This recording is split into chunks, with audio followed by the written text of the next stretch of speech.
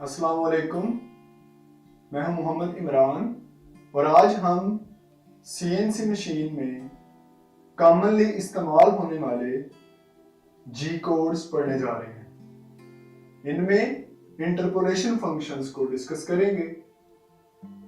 इन interpolation functions में G00, G01, G02 और G03 शामिल हैं।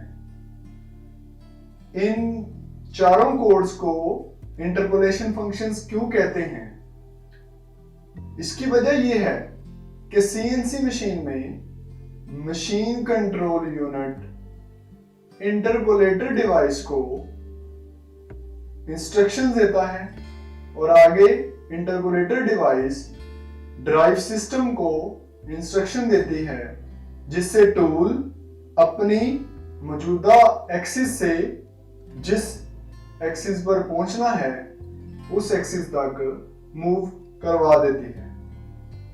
तो इसलिए इनको हम इंटरपोलेशन फंक्शंस बोलते हैं, क्योंकि ये इंटरपोलेटर डिवाइस के जरिए टूल को मूव कराते हैं। तो शुरू में हम G00 डिस्कस कर रहे हैं। G00 इसको रैपिड पोजीशनिंग भी कहते हैं, यानी कि रैपिड मूव करते हुए टूल को एक जगह से दूसरी जगह लेकर जाना, रैपिड पोजीशनिंग।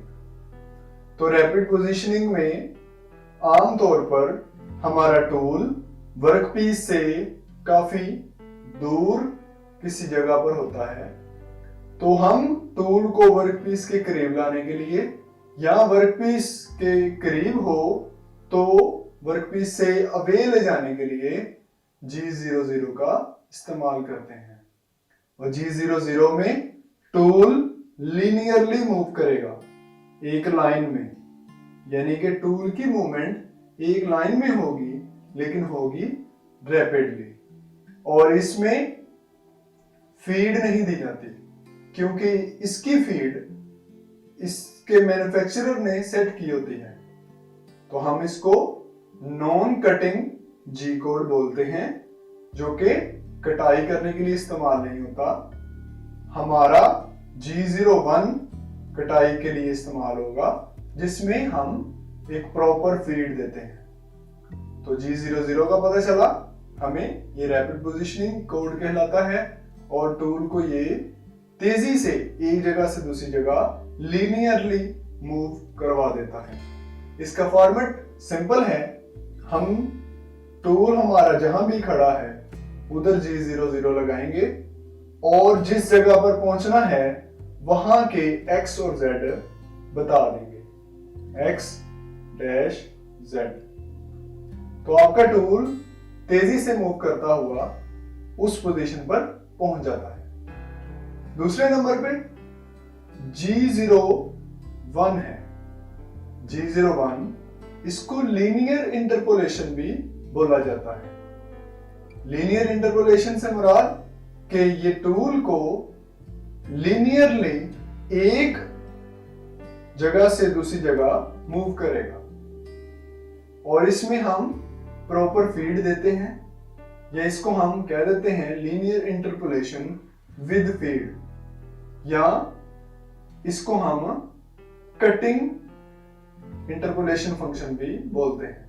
यानी कि इसके जरिए हमारा टूल आहिस्तगी से मूव करेगा, एक लाइन में मूव करेगा और कटाई भी करेगा। तो इसको हम लीनियर इंटरपोलेशन लिख रहे हैं। लीनियर इंटरपोलेशन, और इसमें फॉर्मेट सेम वैसा ही, लेकिन साथ फीड ऐड हो जाएगी। तो G01 जहां भी होगा, टूल लेट से इधर है तो कटाई करनी है हमने, हमारा टूल G01 से इस पॉइंट तक आ जाएगा और कटाई करते हुए मूव करेगा। तो ये था G00 और G01, जिसके जरिए टूल लीनियरली मूव करता है लेकिन G00 से रैपिडली और G01 से विद फीड एक खास फीड रेट के साथ। तीसरे नंबर पे G02 है। G02 ये सर्कुलर इंटरपोलेशन कहलाता है। सर्कुलर इंटरपोलेशन ये सर्कल्स के लिए भी होती है और आर्क्स के लिए भी होती है, यानी कि किसी जगह पर हमारे वर्कपीस के ऊपर रेडियस लगा हुआ है, गोलाई है, तो उस गोलाई को कवर करने के लिए हमारे सर्कुलर इंटरपोलेशन के कोड्स इस्तेमाल किए जाते हैं। तो यहां पर हम क्लॉकवाइज आर्क सेट करने के लिए, जहां पे वर्कपीस के ऊपर क्लॉकवाइज आर्क होगी तो वो G02 से बनाई जाएगी। तो इसको हम क्लॉकवाइज सर्कुलर इंटरपोलेशन बोलते हैं। Circular interpolation.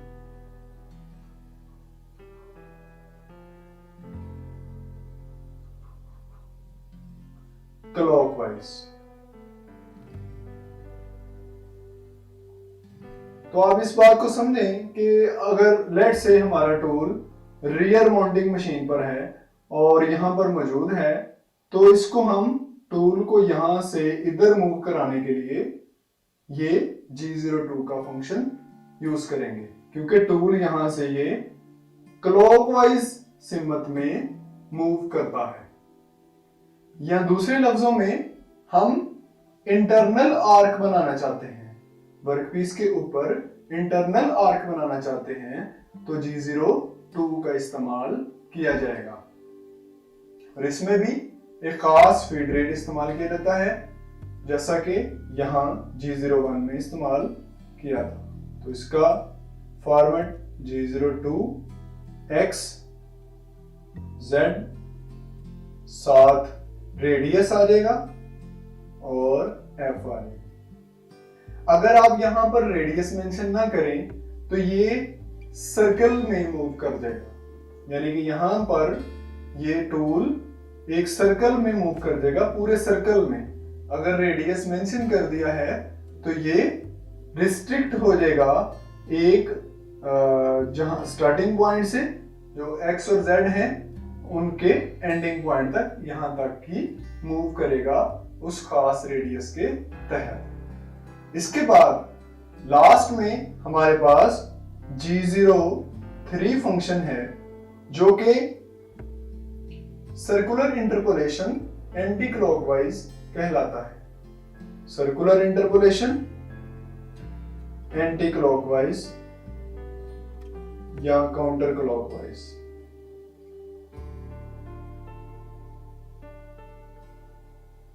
तो सर्कुलर इंटरपोलेशन एंटी क्लॉकवाइज, इसका क्या मतलब है कि आपका टूल एक खास फीड के साथ स्टार्टिंग पॉइंट से एंडिंग पॉइंट तक एंटी क्लॉकवाइज मूव करेगा।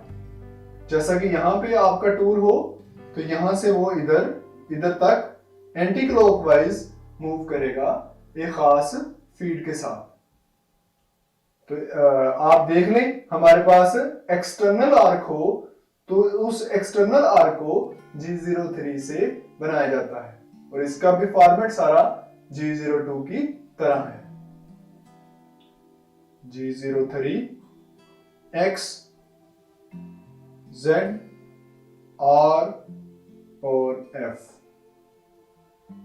तो ये थे हमारे 4 G कोड्स। बहुत कॉमन हमारी CNC मशीन में इस्तेमाल होते हैं, CNC टर्निंग पे भी और CNC मिलिंग पे भी इस्तेमाल किए जा सकते हैं। तो उम्मीद है आप लोग इस टॉपिक को, जो कि इंटरपोलेशन फंक्शन के नाम से जाना जाता है, इसमें 4 G कोड हमने डिस्कस किए, इसको समझ चुके हैं। अगर कहीं किसी जगह से समझ नहीं आई तो आप कमेंट्स में डिस्कस कर सकते हैं। शुक्रिया।